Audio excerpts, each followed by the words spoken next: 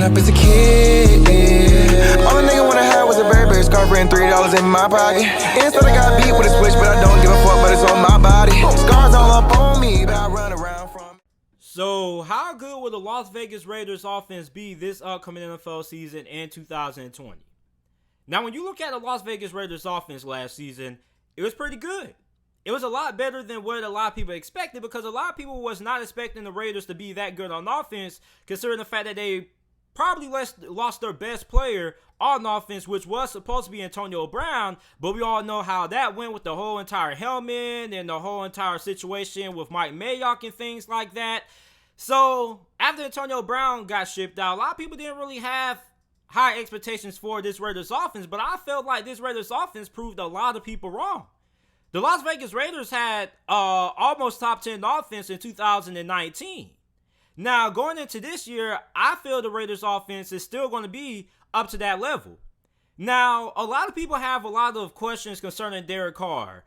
Some people don't think that Derek Carr is the right quarterback for the Raiders, and you do have some Raiders fans, on the other hand, that do think that Derek Carr is the right quarterback for the Raiders. So it's kind of 50-50. Like, I talked to a couple of Raiders fans, and I've got mixed responses about Derek Carr. Now, here's the thing with Derek Carr. When you look at Derek Carr's numbers from 2019, he threw for 4,054 passing yards, 21 touchdowns to 8 interceptions, and completed 70.4% of his passes.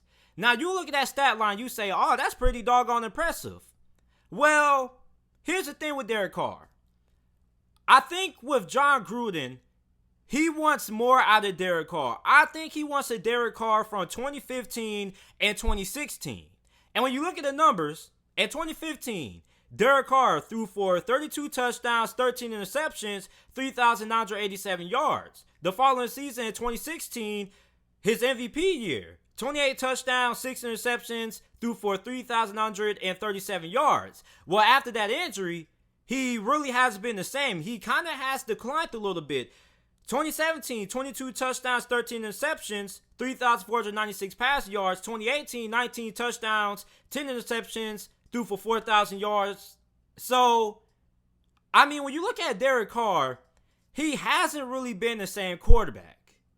He kind of has played scared. And I think that's kind of the frustration with Jon Gruden when it comes to Derek Carr. Like, he wants that old Derek Carr from 2016 and 2015, but he really isn't getting that. That's why this offseason, you've heard a lot of reports about Derek Carr potentially getting traded, because the rumors were that Jon Gruden wanted a quarterback with more upside.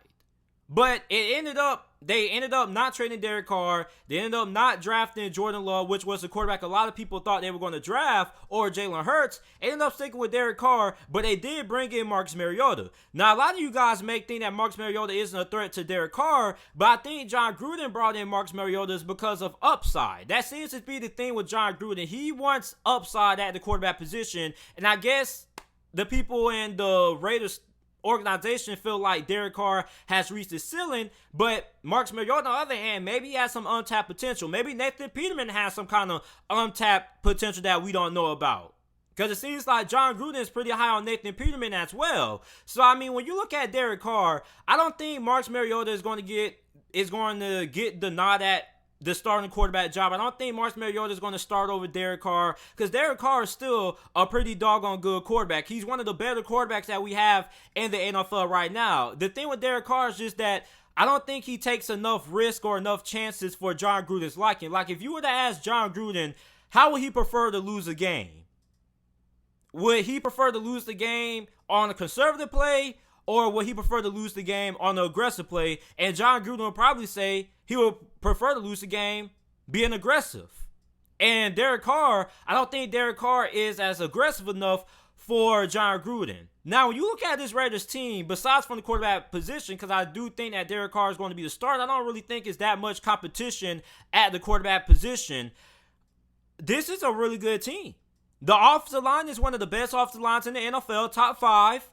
Now, in 2018, they had a really terrible season. Don't really know what happened. But in 2019, they bounced back in a really big way.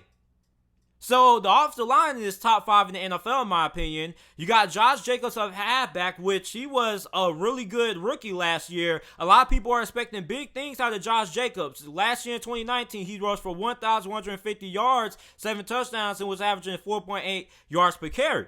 Now it remains to be seen if the Raiders are going to try to get him more involved in the passing game. That remains to be seen. Then when it comes to the receiver group, now the receiving group for the Raiders last year was pretty poor. They didn't really have a lot of depth. I mean, once Antonio Brown got his way and got shipped out of the Raiders organization, the guy who was next in line to step up was Tyrell Williams. Now, I was under the expectation that I felt Tyrell Williams, was he going to be able to put up Antonio Brown caliber numbers? No, but I felt he was going to be able to step in and be fairly well as number 1 wide receiver. Well, he was all right, but he didn't quite live up to my expectations. I was really expecting a little bit more out of Tyrell Williams last season. He only had 650 receiving yards, 6 touchdowns, and 42 receptions, and he wasn't targeted all that much as I thought he would be. But the guy who did step up a lot, who I'm really high on, is tight end Darren Waller. Darren Waller, not only is he one of the best stories in the NFL, battling drug addictions and everything else, he is a really motivating player to me. He's one of my favorite players in the NFL,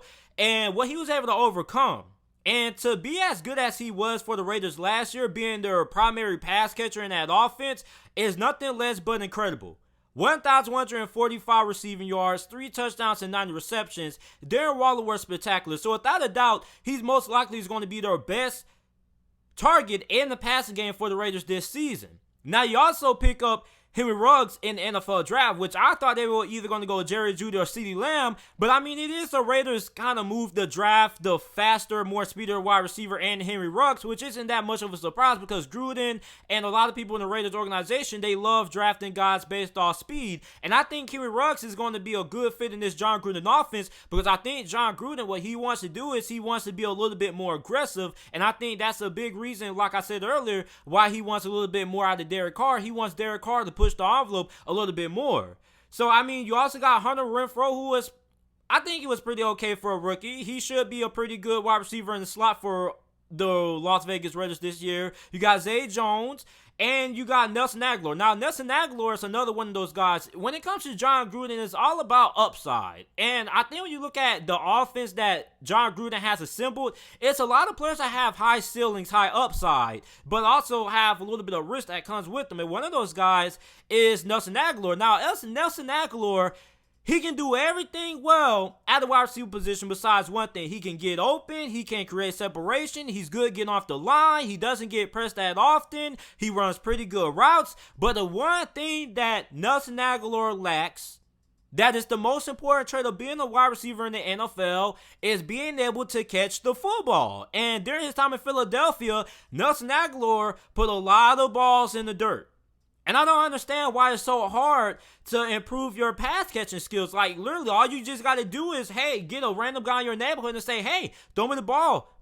Or get on the jump machine and just catch 100 passes. But I mean, Nelson Agholor is a player that I really like in this Las Vegas Raiders offense, and I think he has potential to be really good if he can just hold on to the freaking football and stop dropping so many freaking passes. And I think John Gruden and Mike Mayock recognized that with Nelson Agholor, and I think that's a big decision why they decided to bring him in, because they like that upside, and he does have a lot of potential. I mean, he does everything well that you would like to see out of your wide receiver besides the most important thing, which is hanging on to the football. So if he can hang on to the football, he can be a really good piece of this Las Vegas Raiders offense. So, I mean, you also brought in Jason Witten, who I think Jason Witten was more brought in to be a veteran presence in the locker room.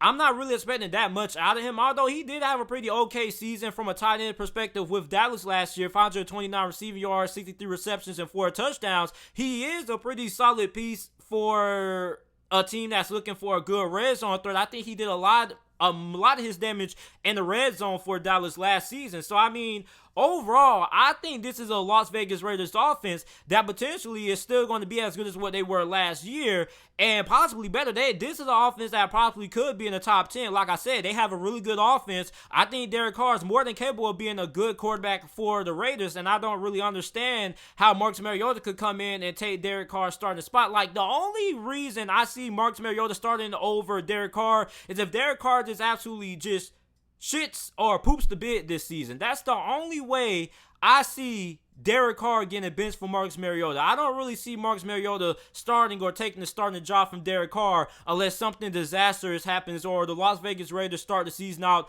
on like a losing streak. Like they start the season out like at 2-6 or 2-7 or something like that, and they need a quarterback move to kind of change the outcome of their season or something like that. But overall, I think that the Raiders are going to have a pretty good offense this year.